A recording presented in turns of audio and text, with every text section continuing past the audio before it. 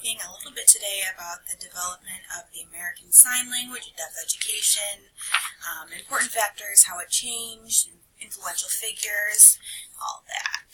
So we're going to start off with the early 1800s. So fortunately we don't have much knowledge of any record of sign language before the 1800s.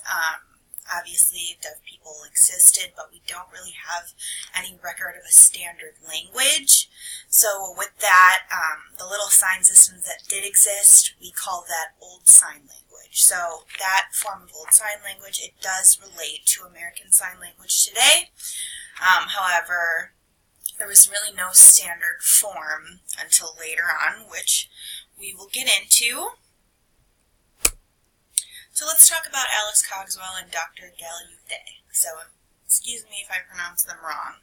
So, Dr. Thomas Hopkins Gallaudet, a minister from Hartford, Connecticut, he prompted the beginning of the American Sign Language. So, Gallaudet was a minister. He lived next to Mason Fitch Cogswell. So, Mason Fitch Cogswell was father to young Alice Cogswell, who could not speak or communicate. So, though she could not do either, Gallaudet did see how intelligent she was and did attempt to teach her reading and spelling. But as he attempted to teach her, his efforts failed. With the little access to resources about teaching the deaf that were in America at his time, the doctor sourced enough money from his community to voyage to Europe to learn more about educational methods for the deaf. So he wanted to help little Alice Cogswell.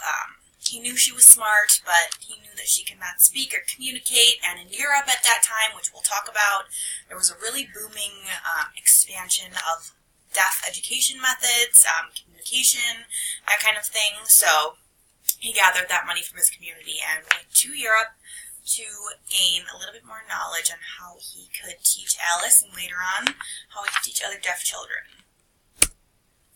So we'll talk about sign language in Europe before we get into the impact that Cogswell had on Dr. Gallaudet and what he learned there. We'll kind of give you a little bit of how sign language was in Europe at the time. So to understand a little bit about what he learned in Europe that he brought back to America, I'll kind of briefly touch on the introduction of sign language itself. So again, forgive me if I pronounce this wrong, but I'll talk about where it began. So in Europe, it began in France. Charles Michel de Lep, a French priest, he served as an early advocate for deaf education and for rights. So we often refer to him as Father of the Deaf, as he did go on to be the founder of the National Institute for Deaf Mutes in Paris. This school, it was the first organized attempt at education for the deaf, so there was a little bit of education present, but it wasn't organized, it wasn't standard like a school.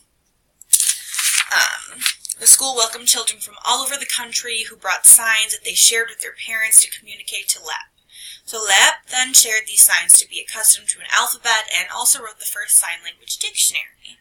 So our Dr. Gallaudet later went on to learn from the graduates of Lep schools who had after founded their own schools for the deaf. As we can kind of see over here, we have a little bit of interpretation of the French alphabet in terms of sign language. So these children would go to these schools and they would kind of bring how they had communicated with their parents at home, which is really cool. And then Lep founded kind of the standard, this is how we're going to teach all of our deaf children how to communicate with this old form of sign language. So he later went on to found the National Institute for Deaf Mutes in Paris. So then we'll talk about Gallaudet's time in Europe. So when Gallaudet traveled to Europe, he learned from instructors Eugene Messieu, Laurent Clerc, and Abe Sigard. So all were extremely experienced, accomplished figures of deaf education. Gallaudet studied their teaching methods really intensely. He even took private lessons from Clerc and traveled different deaf schools in France. So he did spend most of his time at Lep's National Institute for Deaf Mutes, and as Gallaudet was getting ready to travel back to America, he did ask Laurent Clerc to come with him. So he knew how versed Clerc was in the methods of deaf education, and then Clerc did agree to go to America to kind of lay down the foundation for deaf education there. So him and Clerc and Gallaudet were really close, and he knew that he was a graduate of the Lep schools, and he had a lot of deaf pupils, so he was the best guy to bring.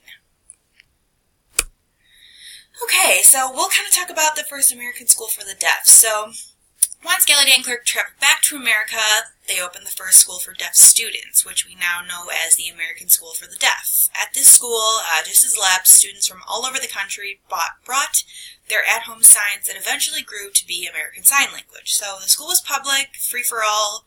It marked a massive, massive milestone for deaf education, and usually by the 1860s, nearly 22 schools were open for deaf students. So Gallaudet stopped teaching in 1830, and then Clerk taught on until the 1850s. But Clerk and Gallaudet students carried on the French methods of Old Sign Language for deaf students. So we see a lot of the graduates of these schools going on to open up their own schools and kind of having that domino effect where it just ignited this huge spark, and then soon these public free deaf schools were open for deaf students in America.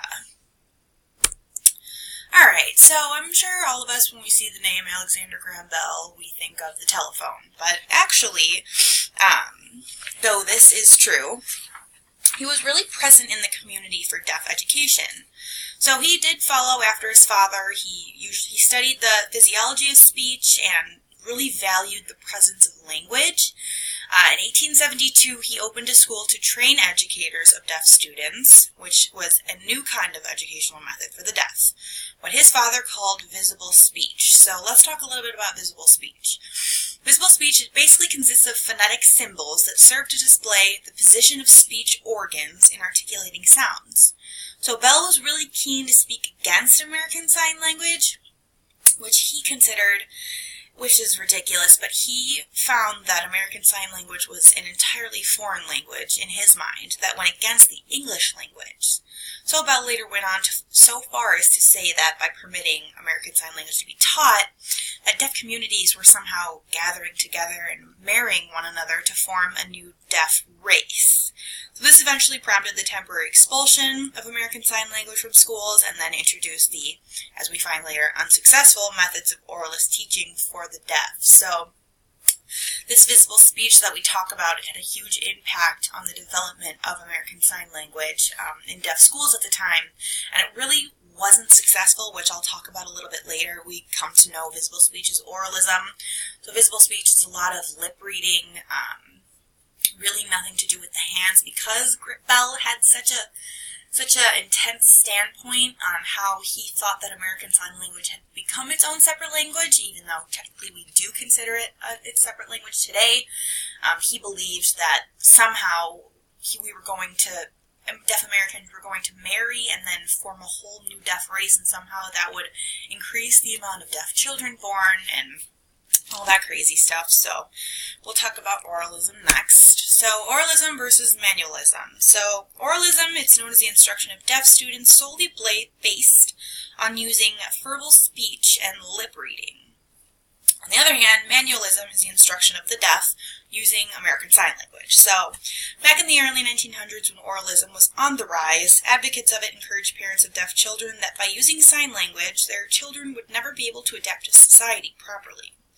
The sole state of being deaf didn't have the representation as disability that it does today. So deaf children looked normal, and the only indicator of their impairment was when they started to sign. So I think parents at that time really thought that by teaching their children through oralist methods, they had a higher chance of accustoming to society. But the problem with oralist teaching methods was that many students failed to be able to lip read 100% successfully. I think there was some crazy, even the most experienced of lip readers couldn't get more than 60% of what was being communicated to them. So it was kind of a sink or swim where we would throw these deaf children into society hoping they could lip read rather than using American Sign Language, which parents thought could be debilitating in terms of them being labeled with an impairment. So this sparked a huge debate. Oralists infuriated manualists, and manualists believed that trying to force a deaf child into being a hearing one was just not going to work. So they compared the act of taking glasses away from a sight-impaired child at that time to trying to take American Sign Language away from deaf children. So many of the deaf, when oralism was being enforced in these schools, a lot of these deaf children, all they knew was American Sign Language. So it was like taking away their language and forcing them to learn a whole new language. So even like I said, even the best lip readers, they still lost 60% of what was being taught to them. So eventually the president of the National Association of the Deaf spoke out on the debate, saying, "In order that the deaf may get the highest measure of intellectual, social, and moral happiness in this world, an adaptation and combination of methods is necessary." So let's talk about the total approach. So as later in the 1960s, oralist methods still going strong in schools, one California teacher noticed that many of her students were failing to progress when instructed with only oralist methods. After introducing this student to different methods of deaf instruction, she began to teach the rest of her deaf students several different approaches to speech education that included methods like sign language, lip reading, and auditory training. This was called the total approach. So a few years later, Roy Holcomb became a supervisor of the first organized program for deaf students at James Madison Elementary School in California, which gave these students an opportunity to learn by a number of different methods. The students were then free to learn by whichever method they felt most at home with. The total approach method transformed into what we know today as total communication. So Roy Holcomb opening up this program really sparked change within the deaf community in teaching deaf students, just because he introduced that barrier-free communicative environment, which helps students feel more comfortable with trying to communicate.